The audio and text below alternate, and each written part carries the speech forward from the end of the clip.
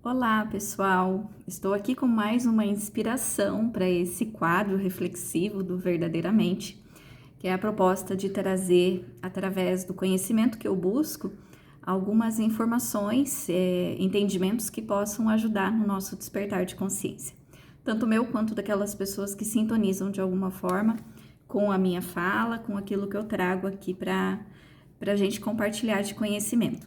E eu gosto muito de ir fazendo um quebra-cabeça de informações para que as coisas elas não fiquem sempre limitadas a um ponto de vista, que a gente tenha uma perspectiva ampliada sobre as situações, né? E para isso é preciso estar com a mente aberta, né? Aberta a possibilidades de estudo, de refletir, de ouvir outras pessoas, de fazer análise também, né? Para que a gente consiga trazer uma percepção. E é muito interessante quando a gente se abre para alguma percepção, para fazer uma reflexão mais profunda, porque as coisas elas simplesmente vão surgindo, vão acontecendo. E nos últimos dias, né, desde que foi anunciado todo o processo que haveria no Brasil todo, né, em relação ao feriado de 7 de setembro, a comemoração da independência do Brasil e tudo que envolvia a nossa política, eu comecei a sintonizar um pouco mais com as reflexões que envolviam essa situação. E é claro, a gente acaba conversando com amigos, com pessoas próximas, nos grupos onde eu acabo me oportunizando fazer essas reflexões e algumas perguntas vêm, né? Em quem você votaria, o que você acha do presidente, do não presidente, do passado, do que vai vir para o futuro, enfim, né? Voto impresso, voto não impresso, toda essa questão que às vezes envolve ponto de vista, opinião e que tem o objetivo de trazer melhoras, com toda certeza, mas que muitas vezes a gente se taxa dentro de uma perspectiva sem fazer a ampliação geral da situação. E dentro dessas perguntas, conversas, reflexões, para que a gente possa, né, tanto eu quanto as pessoas que gostam de falar sobre o assunto, ver o que realmente pode fazer para contribuir com tudo isso que está acontecendo. Então, o objetivo do vídeo hoje, dessa reflexão, é uma contribuição. Não é levantar nenhuma polêmica, não é trazer uma opinião formada, pelo contrário, é expandir a nossa consciência para que a gente possa, de fato, saber qual é o melhor caminho para todos e não somente para um ou para meia dúzia de pessoas, né? E interessante que dentro das coisas que eu assisto, eu gosto muito de estudar tanto na área espiritual, ufológica, filosófica, religiosa, né? As vertentes que eu busco também científicas que me ajudam dentro desse contexto. E eu me recordei que há um tempo atrás, assistindo uma palestra anotei o nome aqui, Lúcia Helena Galvão, que é uma filósofa, sobre quando eu estudava os contos de Machado de Assis na faculdade. Eu fiquei tão encantada, me apaixonei tanto pela filosofia, por essa área da literatura, tanto brasileira quanto norte-americana, que eu continuei aprofundando os meus estudos de pós-graduação e tudo, porque eram livros e ensinamentos e experiências que a gente tinha com essas obras, principalmente com Machado de Assis, que é um autor brasileiro que não é tão reconhecido. Na verdade, quem conhece Machado de Assis profundamente se encanta, mas são poucas pessoas que têm esse olhar. Mas quando eu li algumas obras de Machado de Assis, eu não tinha a percepção que eu tive hoje, né? Que eu tenho hoje. Então, a gente está sempre nesse amadurecimento, no desenvolvimento das ideias. Isso é natural, isso fazem bastante tempo. Eu era adolescente, então, apesar de ter me conectado de uma forma com a magia dos contos de Machado de Assis e com toda a simbologia que ele trazia, eu ainda não conseguia fazer uma relação direta com a vida. E estudando um pouco mais de filosofia nos últimos dias, coincidentemente ou não, com essa relação com as experiências que nós estamos vivendo no Brasil, eu fui recordada de um conto de Machado de Assis que chamava A Sereníssima República. Chamava não, chama. Eu li esse conto no período da faculdade, mas eu não me atentei para fazer essa relação, que é o que eu gostaria de trazer aqui para essa reflexão de hoje. Nesse conto, que seria interessante, quem gostar, quem tiver interesse em ler, porque Machado de Assis é muito, muito rico, esse e outras obras dele, ele fala resumidamente sobre, né, trazendo condensado aqui para não contar a moral da história, sobre as aranhas tecedeiras, né? Que essas aranhas, elas estavam ali dentro de uma organização, de um concílio de votação, e para isso elas precisavam fazer um saco onde eram colocados os nomes dos candidatos, né? E em todo o conto descreve quantas vezes as aranhas precisaram modificar e remodificar o saco que era feito a votação, que era colocado os nomes, porque esse conteúdo era fraudado, né? Fraudado pelas pessoas interessadas que estavam ali envolvidas. Então, elas faziam o saco triangular com a boca mais rasa, com a boca mais funda, de um jeito, de outro. Aí era colocado outra norma, que o nome só podia ser assim, que só podia ser assado, mas todas as vezes que essas modificações aconteciam, as pessoas interessadas, corruptas, envolvidas, acabavam por encontrar uma forma de fazer com que essa votação fosse fraudada baseado no interesse de cada um. E foi muito interessante rever isso e trazer como conceito e como reflexão, porque a gente está vivendo nos dias de hoje, dentro de toda essa guerra que nós estamos vendo da questão política. Então, quando a gente fala em corrupção, né, já vem aquela ideia da negatividade, do roubo, de toda essa energia que a própria palavra traz, pelas experiências que nós vivemos até então. Mas corrupção, no sentido real, o sentido etimológico da palavra, significa coração rompido, coração em ruptura. Olha que interessante, porque quando uma pessoa ela tem um comportamento corrupto, ela está rompida amorosamente, energeticamente com as pessoas ao seu redor. Então, na terapia, né, nas análises terapêuticas, a gente fala que é um movimento egocentrado, onde a pessoa consegue ou se permite pensar somente em si mesma, nos próprios interesses, nas próprias necessidades. Não necessariamente que ela deseje o mal do outro, mas ela deseja tanto o bem próprio, baseado no que ela acha que é bem, que ela acaba por esquecer ou ignorar que existem pessoas ao seu redor e que essas pessoas que fazem parte de um coletivo que inclusive ela está inserida. Então, quando nós olhamos para esse sentido de corrupção, nós percebemos o motivo pelo qual muitas pessoas, né, algumas pessoas, a gente não pode generalizar, mas nós vamos percebendo quem está com esse movimento corrupto, né? Com essa questão consciencial desvinculada dos demais, da consciência humana. E se tornou algo muito forte dentro da política, não só no Brasil, mas é onde a gente enfatiza mais, essa questão de políticos serem pessoas corruptas. Então, é como se, né, corrupção fosse sinônimo de política e vice-versa, e que uma fosse alimentada pela outra, pelas escolhas que uma pessoa faz. Se ela escolhe ser política, automaticamente ela é corrupta. Se ela é corrupta, automaticamente ela vai para a política para ter os seus benefícios egocentrados atendidos. Então, nós criamos essa ideia pelas experiências que nós vivemos.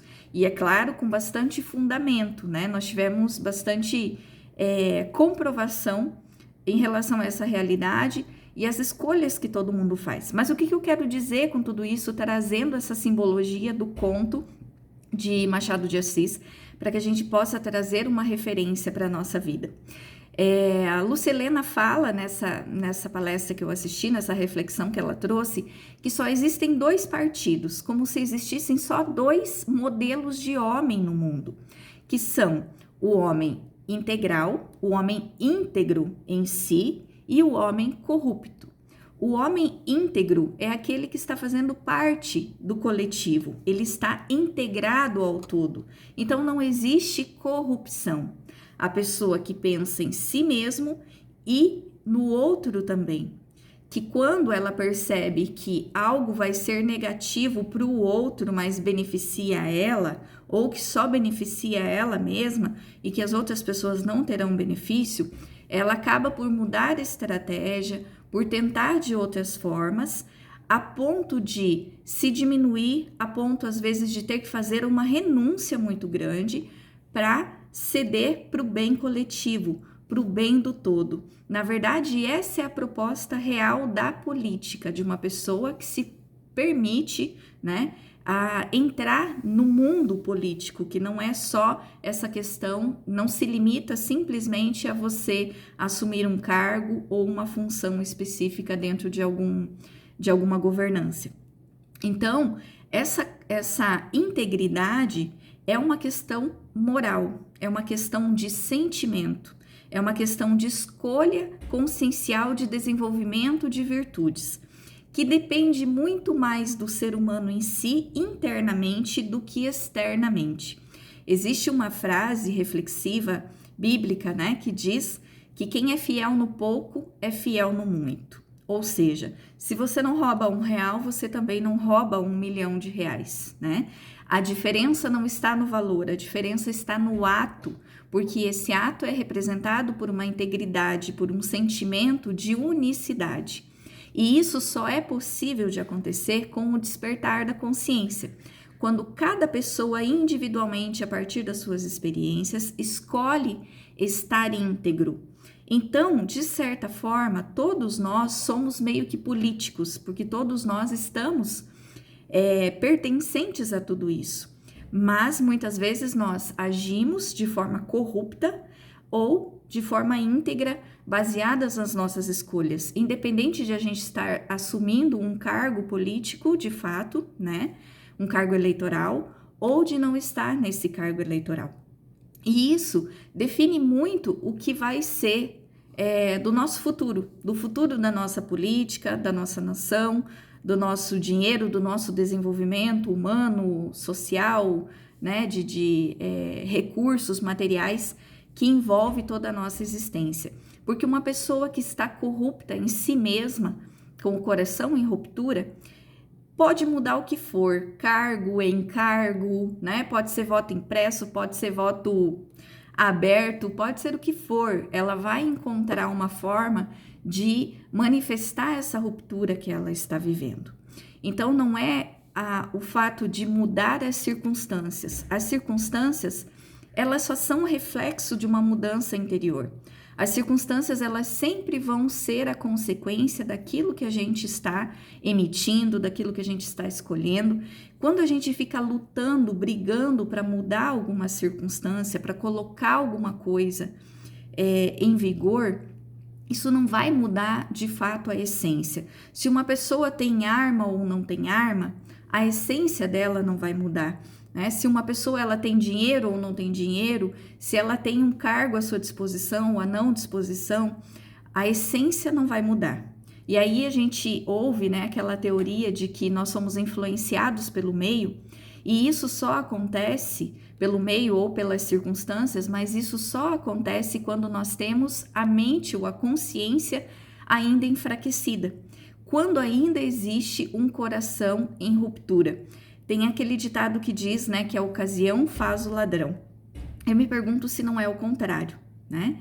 Se a ocasião, muitas vezes, não desperta o ladrão que existe ali latente dentro da pessoa e que, por escolhas ainda não feitas, ela mantém esse comportamento. E aí, resumindo, né, essa questão da corrupção, do coração em ruptura, eu acredito que enquanto não houverem homens íntegros, enquanto não houverem pessoas que queiram integrar-se, que estejam dispostas, conscientes dessa questão da integridade, nós vamos precisar dessas aranhas tecedeiras por muito tempo, porque não é uma questão de mudança externa, é uma questão de mudança interna. E Machado de Assis, ele já trazia isso com muita, né, deixando, depois de tanto tempo, esse legado de reflexão, que fez uma junção com essa pergunta que eu havia recebido e que eu estava me fazendo nos últimos dias também em relação à política. Nem X, nem Y, né, nem Lula, nem Bolsonaro, é uma questão humana, de escolha consciencial. Aquele que estiver ali disposto a pensar no coletivo, sem colocar necessariamente a sua ideia egocentrada para ser vigente, para atender aos seus anseios, aos seus interesses, essa pessoa com certeza não vai estar fazendo um bom governo. Na verdade, muitas vezes está fazendo um desgoverno, criando situações que a curto, médio e longo prazo aparecerão com grande prejuízo.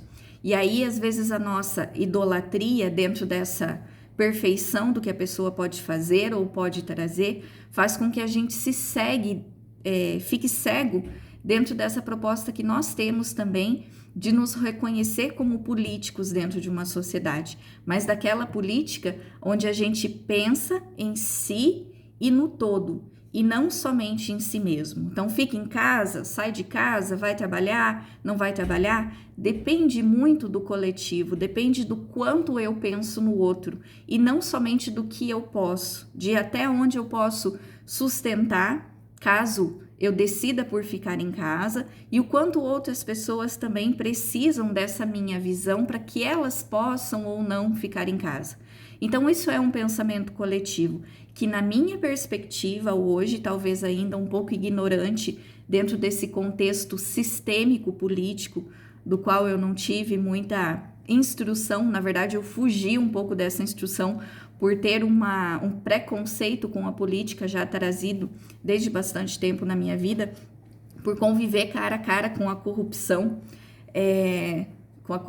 propriamente dita, já desde a minha segunda infância. Então, eu tenho um pouco de dificuldade nas questões reflexivas de atuação, mas me considero que quando o olhar é para essas questões conscienciais de despertar humano, eu consigo minimamente ter uma percepção que possa mostrar o quanto nós estamos indo talvez num caminho errado, num caminho que não vai trazer benefícios. Mas também, dentro de uma perspectiva existencial, nós sabemos que nada é por acaso e que tudo, no fim das contas, provém para o nosso crescimento e para o nosso desenvolvimento. E eu acredito muito, faz muito sentido para mim aquela ideia de que todo o país, toda a população tem o governo que merece. O governo que merece no sentido do aprendizado, não no sentido de punição. Então, a pessoa que está no cargo, a pessoa que esteve, a pessoa que estará, ela é a condensação de um povo. Ela é o resultado do pensamento coletivo, não de todos, mas sim da maioria. E enquanto a maioria não estiver buscando, essa mesma maioria não estiver buscando esse despertar de consciência, essa integridade, nós continuaremos a viver essa ruptura.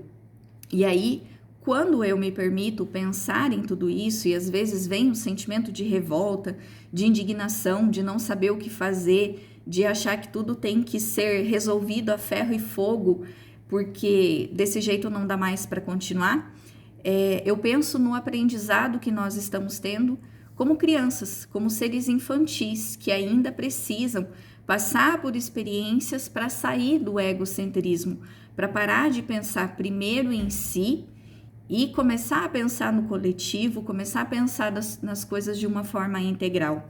Então, como nós ainda estamos nessa infância emocional, na infância espiritual, o nosso despertar está sendo lento, mas é gradativo e está acontecendo, estará ali à frente aquilo que a grande maioria das pessoas decidirem, aquilo que a maioria das pessoas quiserem, baseadas no seu ponto de vista e no seu interesse pessoal. Então, se eu tenho um pensamento medíocre de que as coisas precisam estar mais fáceis, de que o que importa é eu ter o dinheiro hoje para pagar o almoço de ontem, e assim a gente vai empurrando a vida, a gente vai conseguindo, a gente vai sobrevivendo.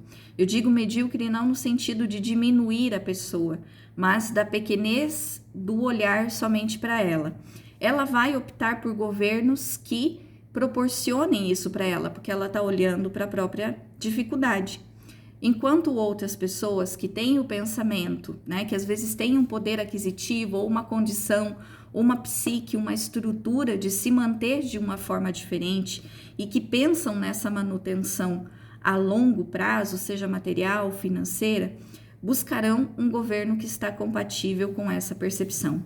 E para mim hoje, nenhum e nem outro está compatível com o olhar humano, com o olhar que deve e que tem como obrigação fomentar essa integridade, né, a condição digna, humana de todos nós vivermos sem exclusão, respeitando também a nossa liberdade, a nossa cultura, os nossos anseios, dando oportunidade àqueles que buscam desenvolver também essa oportunidade, né? E hoje nós não temos nenhum nome, nenhuma proposta que esteja compatível com essa reflexão, com esse ideal que eu imagino, que eu sinto que deveria ser o que nos conecta ao verdadeiro sentido da vida, ao verdadeiro sentido da própria política no mundo e de algumas pessoas, poucas, estarem à frente no comando aí de uma grande nação. Então, deixo com vocês essa reflexão, espero que de alguma forma possa contribuir, assim como contribuiu para mim nesses últimos dias, para centrar um pouco as ideias, saber para onde se direcionar, saber em que se apoiar, onde buscar de certa forma, uma força, um entendimento, para que a gente não crie mais rupturas do que as que já existem, mas que busque crescer cada vez mais essa integridade e se unir ao todo. Gratidão, fico muito feliz de poder compartilhar alguns pensamentos aqui, mesmo que não faça sentido para algumas pessoas. Se fizer para uma ou para outra, já está valendo, já estou cumprindo o meu propósito. Então, se você gostar, se quiser fazer algum comentário, alguma reflexão que a gente possa aprofundar, deixa aqui embaixo que eu vou ficar feliz em responder. Até mais!